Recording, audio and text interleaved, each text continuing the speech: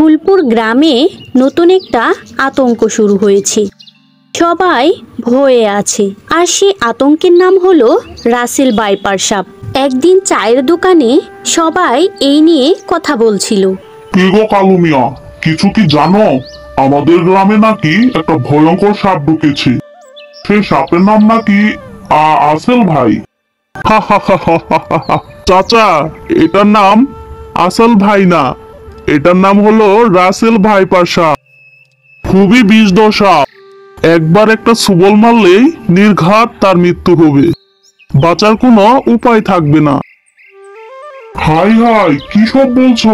ভয়ে তো আমার প্রাণ শুকিয়ে যাচ্ছে। এখন কিভাবে কি হবে কিছুই তো বুঝতে পারছি না। এই আতঙ্ক থেকে বাঁচবো কি করে? এসব কথাবার্তা দূর থেকে আব্দুল্লাহ আর রাজু শুনছিল। হ্যাঁ, নিউজে তো কয়েকদিন থেকে শুনে আসছি, খুবই ভয়ঙ্কর সাপ। আল্লাহ জানে কি হবে আমাদের। ঠিক বলেছ। চলো এবার যাই, বাড়িতে গিয়ে সবাইকে সাবধান করে দেই। এই বলে তারা চায়ের দোকান থেকে উঠে বাড়ির দিকে যাচ্ছে। আর এইদিকে আব্দুল্লাহ আর রাজু দাঁড়িয়ে তাদের সব কথা শুনছিল। তখন রাজু বলে উঠল, এবার আমাদের কি হবে? নির্ঘাত আমরা সবাই মারা যাব। তখন রাজুর কথা শুনে আব্দুল্লাহ বলে, আরে রাজু, এত ভয় পাচ্ছিস কেন? আমরা সাবধানে থাকলেই কিছুই হবে না। আর আমাদেরকে এই বিপদের সময় সবার পাশে থাকতে হবে। ঠিক বলেছো তুমি। পরের দিন সকালে কালু মিয়া তার জমিতে কাজ করছিল। হঠাৎ সেই ভয়ঙ্কর রাসেল ভাইপার সাপ কালু মিয়ার দিকে ধেয়ে আসছে। কালু মিয়া তখনও তার কাজ স্বাভাবিকভাবেই করছিল। কালু মিয়া কিছু বোঝার আগেই সেই বিষধর সাপ কালু মিয়াকে ছুবল মারে। এক ছুবলেই কালু মিয়া মাটিতে নুয়ে পড়ে। অন্যদিকে আশেপাশে থাকা খেতে খামারে কাজ করা লোকেরা কালু মিয়ার চিৎকার শুনে এগিয়ে আসে। হে আল্লাহ, একে তো রাসেল ভাইপারে কামড়াইছে। হাই হাই, কি বলছো? আমাদের গ্রামেও তাহলে এই রাসেল ভাইপার সাপ ঢুকেছে? এবার তো নিশ্চিত আমাদের মৃত্যু হবে। একে তাড়াতাড়ি ওঝার কাছে নিয়ে চলো, না হলে মারা যাবে। তারা সবাই তাড়াতাড়ি করে কালু মিয়াকে ওজার কাছে নিয়ে গেল। ওজা তার ইচ্ছা মতো ঝাড়ফুঁক দিতে থাকে। শু মন্তে শু, কালা কুত্তার ঘু, যত বিষ আছো সব সব সব সব আমার কাছে চলে আয়। চলে আয় বলছি, চলে আয়। শু মন্তে শু, কালা কুত্তার ঘু। এইদিকে কালু মিয়ার অবস্থা আরো খারাপ হয়ে যাচ্ছে। আর অন্যদিকে গ্রামের লোকেরা বলাবলি করছে, শুনছো আকাশ মিয়া, আমাদের গ্রামে ওই কালু মিয়া আছে না, ওকে নাকি আজ রাসেল ভাইপারে কামড়াইছে। কি সব বলছো? কি অবস্থা এখনো? বেঁচে আছে নাকি মারা গেছে? না, এখনো মনে হয় মারা যায় নাই। আমাদের গ্রামে এত বড় ওজা থাকতে কেউ মরতে পারবে নাকি? প্রভু ওজা একজন বড় মাপের ওজা, ওনার কাছে অনেক বিষাক্ত সাপের বিষও কোনো ব্যাপার না। দেখো, ঠিক ভালো করে তুলবেন তিনি।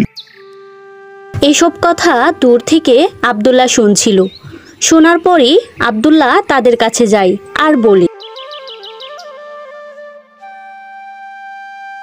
এসব কি বলছেন চাচা? সাপে কামড়ালে কাউকে ওঝার কাছে নিতে হয় না, এতে তার প্রাণ চলে যাবে। কোনো ওঝা কখনো কাউকে বাঁচাতে পারে নাকি? তাকে দ্রুত হাসপাতালে নিয়ে যেতে হবে। ওঝার ঝাড়ফুঁক এসব হলো কুসংস্কার। এসব কুসংস্কারে আপনারা বিশ্বাস করবেন না, এতে বিপদ আরো বাড়বে। আব্দুল্লাহর এসব কথা শুনে তারা সবাই বুঝতে পারে এবং তারা আব্দুল্লাহকে বলে, তুমি ঠিক বলেছ বাবা, আমরা আসলে বুঝিনি। এখন চলো চলো চলো, দ্রুত আমরা কালু মিয়াকে হাসপাতালে নিয়ে যাই। তার দ্রুত চিকিৎসার ব্যবস্থা করি, তা না হলে তার মৃত্যু ঘটবে। আর দেরি করা যাবে না, চলো চলো। এই বলে তারা সেখান থেকে দ্রুত চলে যায় কালু মিয়ার বাড়িতে। গিয়ে দেখে ওঝা তার জাগফুঁক দিচ্ছে। সুমন্তে সু কালা কুত্তার ঘুম, যত বিষ আছো সব সব সব সব আমার কাছে চলে আয়, চলে আয় বলছি, চলে আয়। সুমন্ত সু কালা কুত্তার ঘুম। আর এসব দেখে আব্দুল্লাহ খুব রেগে গেল আর বলতে লাগলো, আপনি এসব কি করছেন? যত সব ভণ্ড লোক, যান তো এখান থেকে। আপনাদের মতো লোকের জন্য আজ মানুষের এই অবস্থা। আর কখনো যাতে আপনাকে এসব ভণ্ডামি কাজ করতে না দেখি।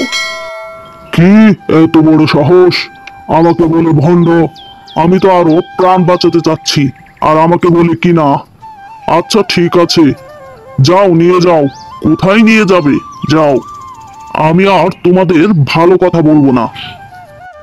এরপর কালু মিয়াকে হাসপাতালে নিয়ে যাওয়া হয়। কালু মিয়াকে রাসেল ভাইপার সাপে কামড় দিয়েছে শুনে ডাক্তাররা তাকে দ্রুত চিকিৎসা শুরু করে দেন এবং তাকে অ্যান্টিভেনম ইঞ্জেকশন দিয়ে দিলেন। আর কিছুক্ষণ পর কালু মিয়ার বউ ডাক্তারকে বলল, ডাক্তার সাহেব, আমার স্বামীর এখন কি অবস্থা? ও কি বেঁচে আছে নাকি? না, ঠিক আছেন উনি, বিপদ সব কেটে গেছে, আর কোনো ভয় নেই। কিন্তু আপনারা ওনাকে বেশি দেরিতে নিয়ে আসছিলেন, যার জন্য খুব রিস্ক নিতে হয়েছে আমাদের। কিন্তু আর একটু যদি দেরি করতেন তাহলে আর রোগীকে বাঁচানো যেত না। কোনো রোগীকে সাপে কামড়ালে দ্রুত হাসপাতালে নিয়ে আসতে হয়। এখন আপনারা রোগীর সাথে দেখা করতে পারবেন।